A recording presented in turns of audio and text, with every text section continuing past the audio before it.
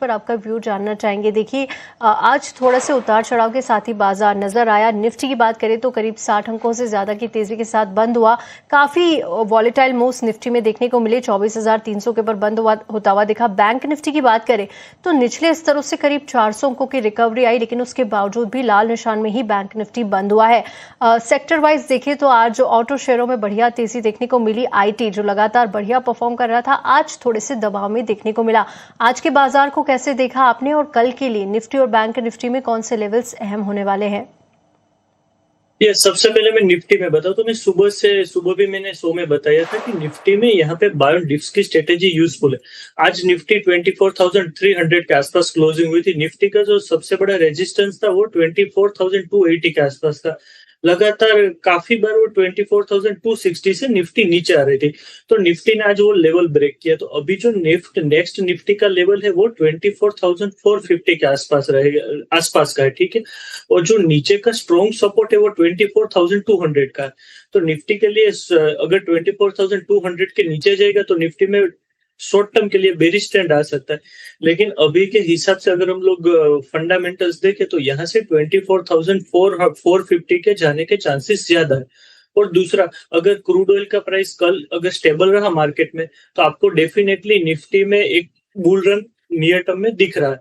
और अगर हम लोग बात करें तो एफआईआई स्टिल अभी भी 90% से ज्यादा एफआईआई फ्यूचर मार्केट में सेल करके बैठे हैं। तो वो जब भी वो लोग शॉर्ट कवरिंग करने के लिए गए तो निफ्टी में एक रन आ सकता है, बुल रन। तो मेरी यहाँ पे एडवाइस रहेगी इन्वेस्टर्स को कि अगर आप निफ्टी में कर रहे हो तो डेफिनेटली यहाँ से आप 24,200 का स्टॉप लॉस से आप अपनी पोजीशन होल्ड कर सकते हैं। नियर टर्म टारगेट 24,450 का एंड सेकंड टारगेट रहेगा 24,600 का। अभी अगर मैं बैंक निफ्टी की बात करूं तो बैंक निफ्टी के लिए भी यहाँ पे जो नियर टर्म टारगेट है वो 57,500 का। बैंक निफ्टी में भी मैं बुलिश हूँ थोड़ा। और बैंक निफ्टी में पर्टिकुलरली यहाँ से पब्लिक सेक्टर बैंक अच्छा कारोबार करती आगे के सेशन में देखने को मिल सकते हैं। एसबीआई है, बैंक ऑफ बड़ौदा है, वो सारे स्टॉक्स आपको मोमेंटम बेस्ड दिख सकते हैं। और जो बैंक निफ्टी में जो नियर टर्म स्ट्रॉन्ग सपोर्ट है वो है 56,900 के आसपास का स्ट्रॉन्ग सपोर्ट है। और ऊपर में फर्स्ट टारगेट 57,500 और नेक्स्ट टारगेट रहेगा 58,000। अगर मैं अभी सेक्टर स्पेसिफिक बात करूं तो सेक्टर में जिस हिसाब से ऑटो सेक्टर ने आज रैली दी है, ऑटो सेक्टर आगे के दिन में भी ये रैली मोमेंटम ले सकता है। और दूसरा रहेगा मेटल सेक्टर। मेटल सेक्टर में 2-3 दिन से थोड़ा बस बनता दिख रहा है। और तीसरा है power sector. Power means energy sector में भी काफी अच्छा मोमेंटम देखने को मिल रहा है।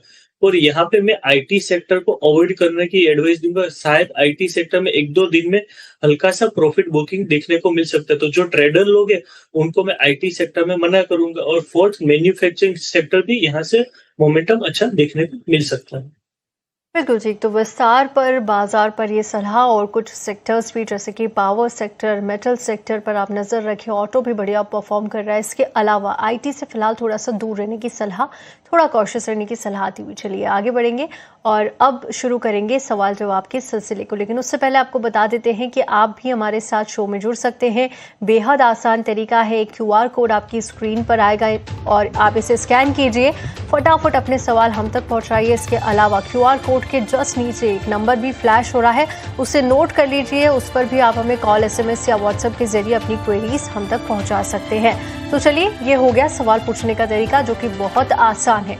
अब पहले सवाल को शामिल कर लेते हैं। विपुल जोगानी का सवाल हमें मिल रहा है। सुज़लोन के 5,000 शेयर इनके पास, करीब 52 प्राइस पर इन्होंने एंट्री ली थी और जानना चाहते हैं 1 महीने के टारगेट, क्या रिकवरी आने की उम्मीद है? आज की क्लोजिंग देख लेते हैं। सुज़लोन की करीब 47 रुपीज पर ये बंद हुआ है। लगभग फ्लैट बंद होता हुआ दिखा है। शेयरों की संख्या काफी ज्यादा है जिसके चलते करीब 22,000 से ज्यादा का नुकसान होता हुआ। कैसे देख रहे हैं आप और क्या रहेगी सलाह इन लेवल्स पर, क्या करना चाहिए रवि जी? ये सबसे पहले मैं बताना चाहता हूँ सुज़लोन का एक क्वार्टर का रिजल्ट थोड़ा सा वीक आया। लेकिन अगर आप कंपनी की ऑर्डर बुक देखो तो कंपनी की ऑर्डर बुक काफी स्ट्रॉन्ग है और कंपनी का पी रेशियो भी काफी अंडर वैल्यू है। ये जो रिजल्ट की इफेक्ट है वो टेम्पररी रहेगी। बट अगर व्यूअर्स के पास लॉन्ग टर्म के लिए है तो मैं लॉन्ग टर्म के पॉइंट ऑफ व्यू से उन्होंने बाय किया तो मैं डेफिनेटली उनको होल्ड करने की एडवाइस दूंगा। जो यहाँ से मुझे फर्स्ट टारगेट दिख रहा है वो 55 के आसपास का है एंड जो मेरा सेकंड टारगेट रहेगा वो अराउंड 62 to 64 के बीच में रहेगा। तो मैं डेफिनेटली होल्ड होल्ड करने की एडवाइस दूंगा। और अगर थोड़ा प्राइस यहाँ से और भी गिरे 44 तो वहां से एवरेजिंग के लिए भी बेस्ट अपॉर्चुनिटी मिलेगी। बिल्कुल ठीक। तो ये सलाह सुज़लोन एनर्जी में इन लेवल्स पर आती हुई। चलिए आगे बढ़ेंगे। अगला सवाल रंभू कुमार जी का है। वोल्टास के 375 शेयर हैं इनके पास, 340 पर खरीद रखे हैं और इन लेवल्स पर आगे का व्यू जानना चाहते हैं। सबसे पहले आज की अगर क्लोजिंग देखें वोल्टास की तो देखिए करीब 1338 पर ये बंद हुआ है। 1.5% की ऊपर की तेजी यहाँ पर दिखाई है और इनकी बाइंग प्राइस से तो काफी ऊपर निकल चुका है, लगभग 2-3 गुना से ज्यादा हो चुका है शेयर, जिसके चलते बढ़िया प्रॉफिट में है। अगर आप सुन पा रहे हैं तो बहुत बहुत शुभकामनाएं सबसे पहले आपको। रवि जी, क्या करना चाहिए? क्या इन लेवल्स पर आप प्रॉफिट बुकिंग कर लेना चाहिए, क्योंकि काफी बड़े प्रॉफिट पर बैठे हैं ये?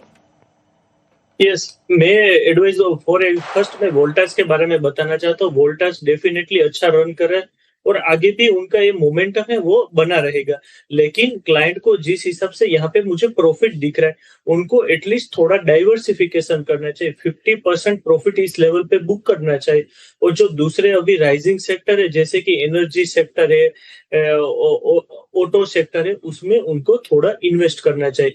लेकिन अगर मैं वोल्टास के यहाँ से आपको लेवल बताऊं तो जो मुझे फर्स्ट लेवल दिख रहा है वो अराउंड यहाँ से दिख रहा है, जो नियर टर्म के लिए 1380 के आसपास का मेरा फर्स्ट टारगेट रहेगा। और जो मेरा सेकंड टारगेट रहेगा वो 1500 के आसपास का रहेगा। और उनको अगर होल्ड करने हैं तो उनको 1250 के आसपास का स्टॉप लॉस मेंटेन करना पड़ेगा।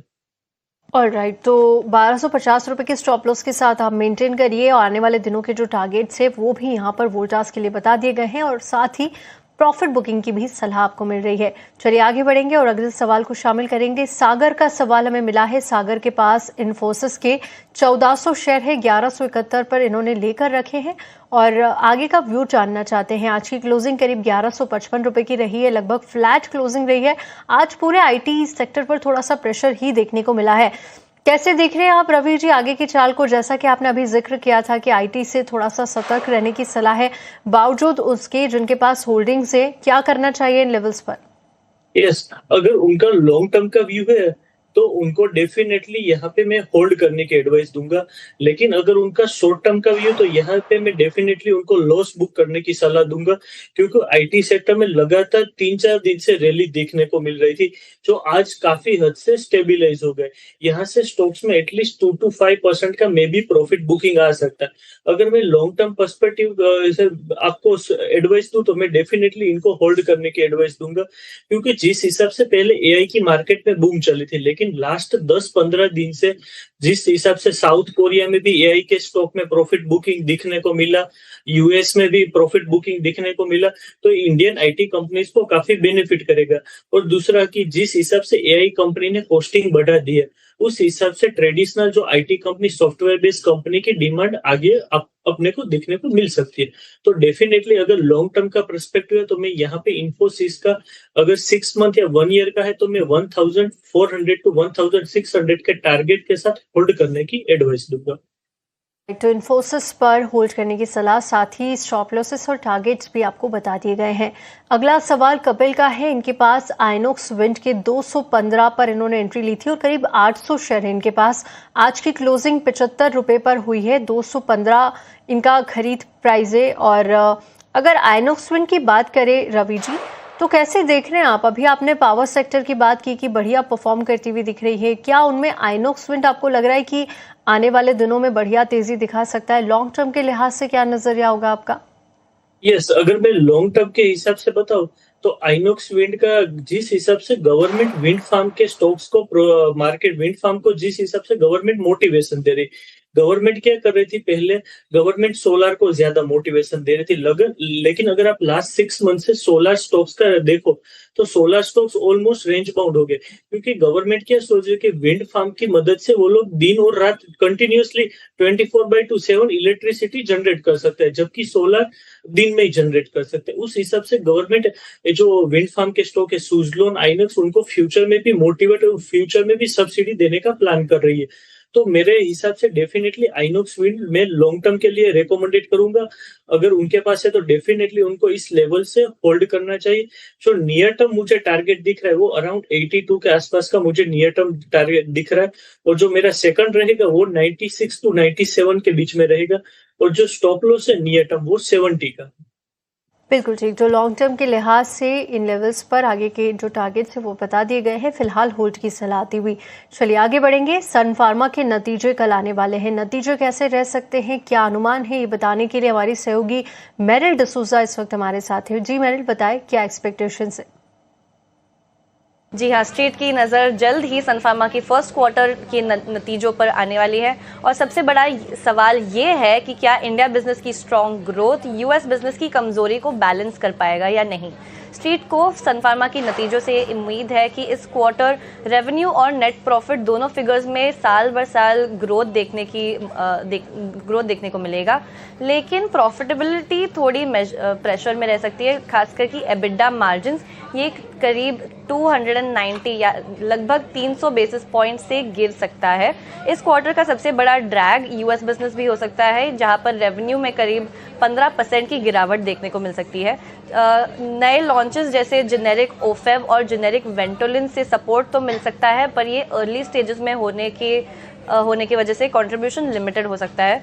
पॉजिटिव साइड पर बात की जाए तो कंपनी की इंडिया बिजनेस में स्ट्रॉन्ग ग्रोथ देखने को मिल सकती है। यहाँ पे स्ट्रीट लगभग एक डबल डिजिट यानी 11% की ग्रोथ एक्सपेक्ट कर रही है, जो कंपनी की क्रॉनिक थेरेपीज और रेस्पिरेटरी पोर्टफोलियो देगा। और कुछ ऐसे भी अपडेट्स हैं जिस पर इन्वेस्टर्स ट्रैक करेंगे। ये उसमें से एक है कंपनी का ऑर्गेनॉन एक्विजिशन। इसमें हम टाइमलाइन और कंपनी की एक्सपेक्टेशंस ट्रैक करेंगे। इसके बावजूद हम यूएस में जेनेरिक वेंटोलिन की सेल्स कैसी चल रही है उस पर एक कमेंट्री के लिए भी हम एंटिसिपेशन देख रहे हैं। Overall US business short term में प्रेशर रह सकता है, लेकिन फोकस इस बात पर होगा कि क्या कंपनी का इंडिया ग्रोथ और बाकी के न्यू लॉन्चेस जैसे बाकी ग्रोथ ड्राइवर्स भी सन फार्मा की अर्निंग्स मोमेंटम को बरकरार रख सकती है या नहीं। शुक्रिया मेरिल आपका इस पूरे अपडेट के लिए और अनुमान बताने के लिए। चलिए सन फार्मा पर एक टेक्निकल टेक भी ले लेते हैं। रवि जी, आपको रिजल्ट से कितनी उम्मीदें हैं और फार्मा पैक से सन फार्मा कैसा नजर आता है? क्या किसी को अगर नई पोजीशन बनानी है तो क्या ये लेवल्स सही है सन फार्मा में खरीदारी के लिए, और नतीजों के बाद कितना इम्पैक्ट शेयर पर देखने को मिलेगा? यस, अगर मैं सन फार्मा की बात करूँ तो सन फार्मा जो ज्यादातर कंपनी अभी यूएस के टैरिफ सफर करने वाली है फ्यूचर में। जिस हिसाब से ट्रम्प साहब ने बोला था कि 2028 से वो लोग फार्मा प्रोडक्ट पे भी लगाने वाले, लेकिन जो सन फार्मा उनका यूएस में भी काफी अच्छा सेटअप है।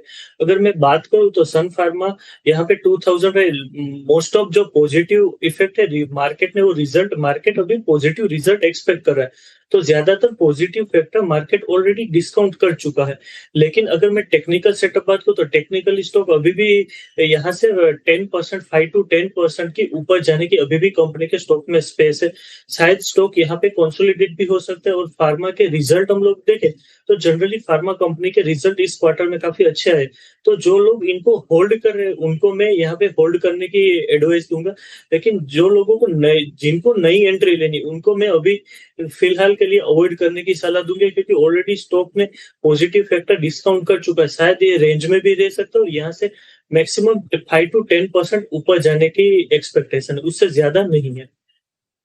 बिल्कुल ठीक। तो ये सलाह सन फार्मा और साथ ही फार्मा सेक्टर पर भी आती हुई आगे बढ़ेंगे और अगले सवाल को शामिल करेंगे। एमजे सैयद का सवाल हमें मिला है। इनके पास सिप्ला के 1475 पर लिए हुए शेयर है। जो क्वांटिटी बता रहे हैं वो करीब 90 की क्वांटिटी इनके पास है। सिप्ला की क्लोजिंग देखें तो 1468 पर आज बंद हुआ है। करीब आधे % की गिरावट के साथ बंद होता हुआ दिखाया ये शेयर। अब ऐसे में इन्होंने हालांकि नजरिया नहीं बताया है अपना।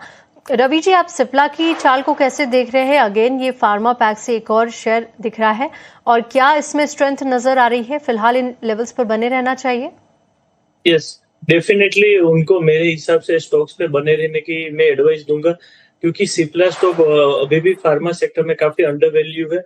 और कंपनी का जो, अगर मैं टेक्निकल लेवल्स बताऊं तो कंपनी का जो अगर उनका नियर टर्म का पर्सपेक्टिव है तो 1420 1420 के आसपास का स्टॉप लॉस के साथ आप होल्ड कर सकते हैं।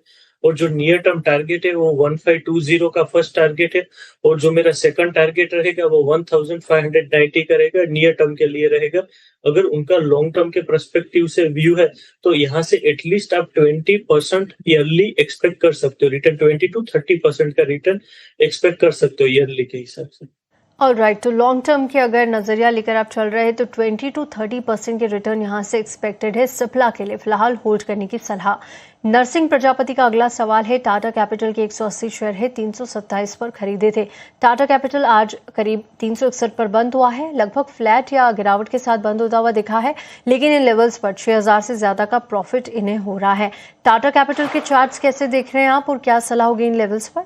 यस, टाटा कैपिटल का अगर मैं चार्ट देखूं तो मुझे काफी बुल मोमेंटम लग रहा है, और जिस हिसाब से पूरा फाइनेंस मार्केट ग्रो कर रहा है इंडिया में, और अभी के लास्ट 1-2 महीने के अगर हम लोग देखें मोमेंटम, तो काफी स्टॉक में अच्छा मोमेंटम है। लास्ट काफी दिनों से डिलीवरी बेस्ड बाइंग भी स्टॉक में देखने को मिल रही है, तो मैं यहाँ पे डेफिनेटली इनको होल्ड करने की सलाह दूंगा। और जो मेरे टारगेट्स यहाँ से मुझे दिख रहे हैं, जो मेरा फर्स्ट टारगेट दिख रहा है वो 375 to 380 के बीच में मेरा फर्स्ट टारगेट रहेगा, एंड सेकंड टारगेट के लिए मैं 390 के आसपास का मेरा सेकंड टारगेट, एंड जो मेरा स्टॉप लॉस रहेगा वो रहेगा 345 का। बिल्कुल ठीक, तो अच्छे चार्ट्स नजर आ रहे हैं। फिलहाल इन लेवल पर आप अपनी पोजीशन को इंटैक्ट रखिए टाटा कैपिटल में। आगे बढ़ेंगे। संतोष जी का सवाल हमें मिल रहा है। त्रिवेणी इंजीनियरिंग के शेयर है 7000 और 492 पर इन्होंने खरीदा था। पूछना चाह रहे हैं कि क्या इन लेवल से एग्जिट कर ली जाए या फिर फिलहाल बने रहे। काफी बड़ा लॉस होता हुआ, क्योंकि 227 पर आज शेयर की क्लोजिंग रही है, करीब 3% की गिरावट के साथ ही बंद हुआ है और उनकी बाइंग प्राइस से लगभग आधा हो चुका है ये शेयर। कैसे देख रहे हैं आप? क्योंकि देखिए क्वांटिटी भी काफी ज्यादा इन्होंने ले रखी है। क्या इस तरह से बने रहना चाहिए जब इतना लॉस हो जाता है तो?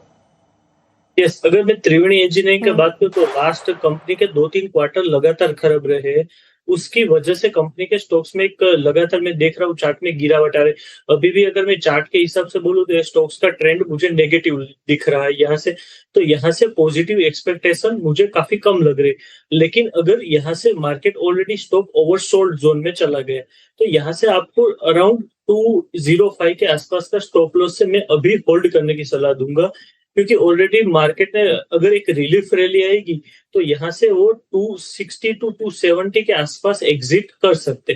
तो अभी के लिए मैं होल्ड करने की सलाह दूंगा, लेकिन अगर उनको लॉस बुक करना है तो 260 to 270 के आसपास स्टॉक को एक स्ट्रॉन्ग रेजिस्टेंस दिख रहा है, वहां पे मैं एग्जिट करने की एडवाइस दूंगा।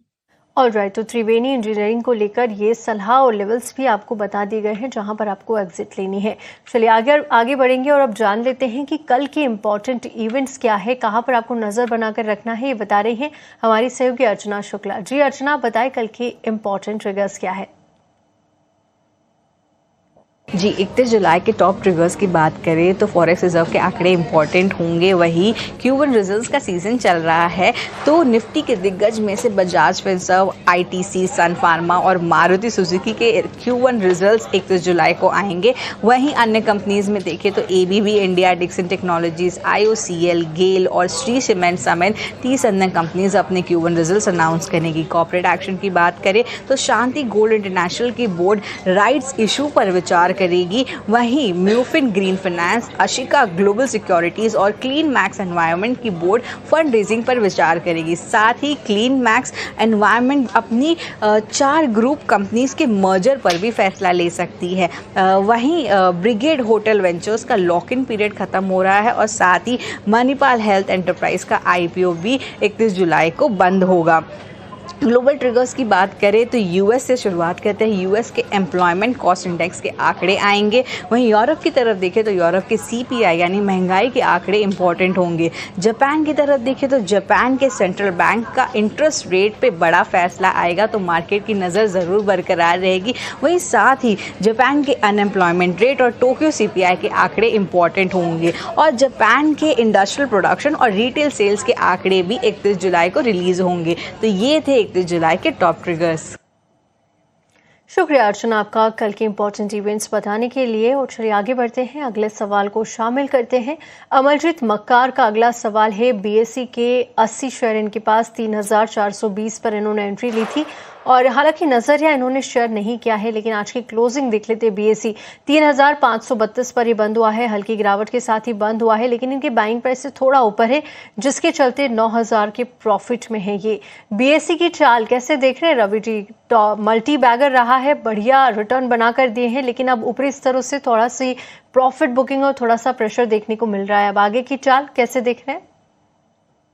डेफिनेटली मैं बीएससी में यहाँ पे होल्ड करने की एडवाइस दूंगा, क्योंकि जिस हिसाब से बीएससी का वॉल्यूम इंक्रीज हो रहा है, जिस हिसाब से अगर F&O का डेटा का हम लोग वॉल्यूम देखें, जो लास्ट क्वार्टर वीक था, अप्रैल टू जून का क्वार्टर अगर हम लोग बात करें, क्योंकि लगातार वॉर की वजह से F&O का भी लगातार वॉल्यूम गिर रहा था, फिर भी कंपनी काफी स्ट्रॉन्ग पोजीशन में, अगर आप ब्रोकिंग इंडस्ट्रीज के भी रिजल्ट देखो तो उस हिसाब से मुझे बीएससी का स्टॉक यहाँ पे वैल्यू बाइंग लग रहा है। यहाँ से उनका स्टॉक्स का जो मुझे फर्स्ट टारगेट दिख रहा है वो ऑलमोस्ट दिख रहा है यहाँ से 3650 टू 3700 के बीच में मुझे फर्स्ट टारगेट दिख रहा है, और जो मेरा सेकंड टारगेट है वो अराउंड 3900 के आसपास का मुझे यहाँ से दिख रहा है, और जो मेरा स्टॉप लॉस रहेगा नियर टर्म वो 3400 का। और जिनको ये स्टॉक्स है तो होल्ड कर रहे हैं व्यूअर अपने, तो जिनको ऐड करना है तो उनके लिए भी मैं एडवाइस दूंगा कि this is good time to invest in Bombay stock exchange. Alright, तो जिन्हें पोजीशन बनानी है उनके लिए भी ये सलाह आती हुई, और आप अपनी पोजीशन को जरूर से इंटैक्ट रखिए। काफी बुलिश नजरिया यहाँ पर रवि जी को लग रहा है बीएससी को लेकर।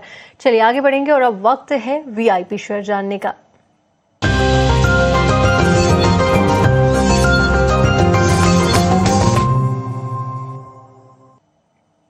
रवि जी बताइए, आज की वैल्यू इन्वेस्टमेंट पे क्या रहेगी?